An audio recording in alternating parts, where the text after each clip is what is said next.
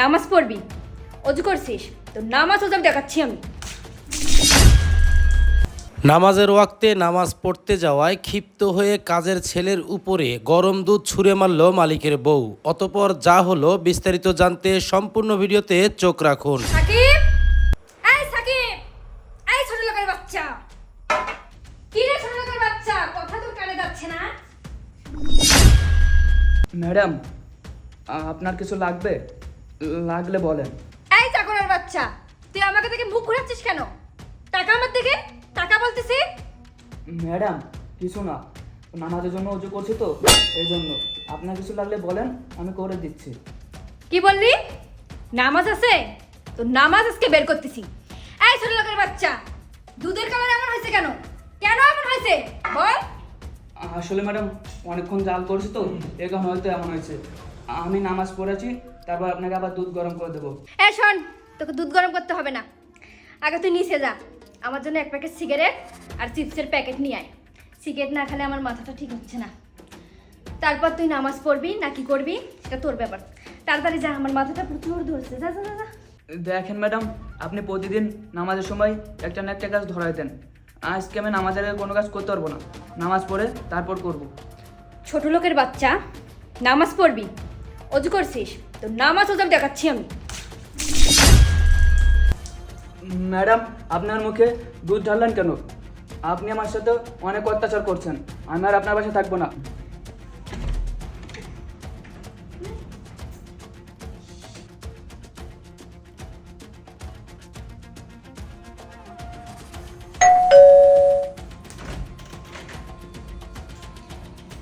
আরে এই ফ্লোরের এই কি অবস্থা?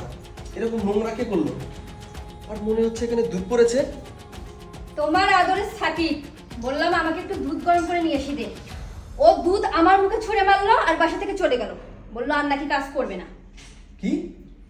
সাকিবের এত বড় সাহস, ও তোমার মুখে দুধ ছুঁড়ে মারে? গেল কোথায় ওটা? কোথায় ও? গেল কোথায় ওই বেদকটা? কোথায় আবার যাবে? ওর রুমে গেছে। আচ্ছা ঠিক আছে, তুমি এটা ক্লিয়ার করো, আমি দেখতেছি।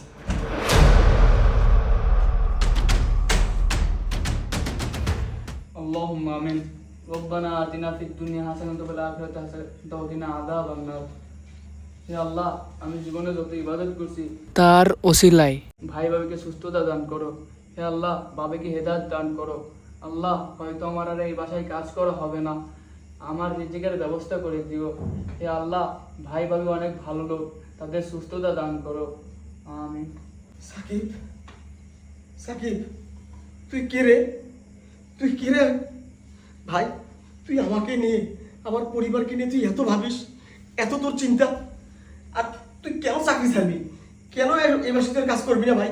কি হয়েছে তোর, আমাকে বল। ভাইয়া, ভাবি আমি যখন নামাজ পড়ি তখনই একটা না একটা কাজ আমাকে ধরিয়ে দেয়, আর আমি নামাজ কথা কথা বলছি আজ, এই জন্য আমাকে মুখে দুধ ফেঁকে মারছে। ও, এবার আমি বুঝতে পেরেছি। তার মানে তুই যখনই নামাজ পড়তে চাস তখনই তোকে কোনো না কোনো কাজে পাঠায়। আজকে তুই নামাজের কথা বলেছিস জন্য তোর মুখে দুধ ছেড়ে মেরেছে। আর ও আমাকে কি বললো? ভাই, তোকে কোথাও যেতে হবে না, আজকের পর থেকে আমি তোর খেয়াল রাখবো। তুই সঠিকভাবে নামাজ পড়বি, তোর নামাজে কখনো কোনো বাধা হবে না। যে তোর নামাজে বাধা দেবে তাকে আমি দেখে নেব। তুই 5 ওয়াক্ত নামাজ পড়বি ভাই, তোর কর্মের চিন্তা করতে হবে না। আমার এখানেই তোর কর্ম হবে, আমার এখানেই তুই থাকবি। ভাই, আমি তোকে কথা দিচ্ছি, আমিও আজকের পর থেকে 5 ওয়াক্ত নামাজ পড়ার চেষ্টা করব। আমার এই বাসায় থাকতে হলে প্রত্যেকজনকে নামাজ পড়তে হবে। হ্যাঁ, 5 ওয়াক্ত নামাজ পড়তে হবে। যে এ বাসায় নামাজ পড়বে না তার এ বাসায় জায়গা হবে না, এ বাসায় তার ভাত হবে না। ওঠ, ওঠ, তুই ওঠ, আয় আমার সঙ্গে আয়, চল আয়, বস, এখানে বস। বন্যা, বন্যা, কোথায় তুমি? এদিকে আসো।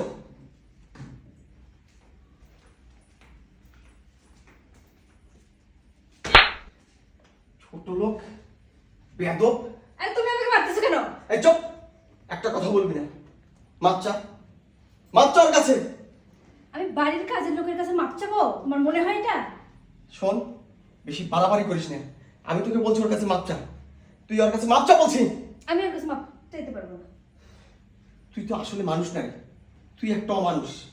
এই যে ছেলেটা নামাজ পড়তে চায় তুই তার নামাজে বাধা দিস। আরে ও যদি কোনো বিধর্মীর বাসায় কাজ করতো, ও যদি তাদেরকে বলতো আমি নামাজ পড়বো, ওরা ওকে ছাড় দিত নামাজের জন্য। আর তুই একজন মুসলমান হয়ে, মুসলমানের সন্তান হয়ে একজন মুসলমানকে তুই নামাজ পড়তে বাধা দিস। ছি ছি ছি ছি ছি, তুই এত খারাপ। তুই আমার ঘরের বউ। আমার ভাবতেও লজ্জা লাগছে, একজন মুসলমান হয়ে একজন মুসলমানের সঙ্গে এই আচরণ করতে পারে। তোর বাবা মা তোকে এই শিক্ষা দিয়েছে, এই শিক্ষা দিয়েছে তোকে। আমি ভালোই ভালোই বলছি ওর কাছে মাপ চা, নাহলে আজকে তোকে আমি শেষ করে ফেলবো। তোর ভিতরে কি একটু মানবতা নেই? তোর ভিতরে কি একটু অনুশোচনা হয় না? আমরাও মুসলমান, ওই পরপারে আমাদেরকে যাইতে হবে, আমাদেরকে মরতে হবে। মরার আগে অন্তত ওই আল্লাহকে স্মরণ করতে হবে, নামাজ পড়তে হবে, ইমানের পথে যাইতে হবে। হ্যাঁ, এই এই চিন্তাটা তোর মাথায় নেই? আর তুই আমাকে কি বললি? ও তোর মুখে দুধ ছুঁড়ে মেরেছে, তাই না? ছি, এত বড় মিথ্যা, এত বড় মিথ্যা কথা মানুষ বলতে পারে? তুই মানুষ হবি না কখনো। তোর মতো মানুষ আমি এর আগে কখনো দেখিনি। মুসলমান হয়ে মুসলমানকে নামাজ পড়তে বাধা দেয় এই প্রথম আমি দেখলাম। সেটা হচ্ছে তুই, তাও আবার আমারই ঘরে। হায় আল্লাহ, এই দুঃখ আমি কাকে বলবো, কাকে বলবো? দেখ, আমি তোকে এখনো বলছি তুই ওর কাছে ক্ষমা চা, নাহলে তোকে আমি সত্যি শেষ করে ফেলবো। ক্ষমা চা বলছি। তুমি দাঁড়াও সাকিব ভাই, আমাকে তুই মাফ করে দে। আমার না অনেক বড় ভুল হয়ে গেছে। আমি তো মুসলমান, তাই না? আমাকে তো একদিন মরতে হবে, আর তার জবাব দিয়ে তো আল্লাহর কাছে দিতে হবে। তুমি আমাকে মাফ করে দে ভাই। সিসি ভাবি এগুলো কি বলেন? আপনারা তো আমার গুরুজন, ক্ষমতা আমার চাওয়া উচিত। তো আপনি যেহেতু ভুল বুঝতে পারছেন তাতে মানে খুশি। ভাই ভাবিকে যাইতে বলেন, আমি অনেক কাজ করেছি, কাজগুলো করি। আচ্ছা রে ভাই, ঠিক আছে, যাও যাও, তুমি ভিতরে যাও। সাকিব, ও হয়তো বুঝতে পারিনি, ওর হয়ে আমি তোর কাছে ক্ষমা চাচ্ছি ভাই।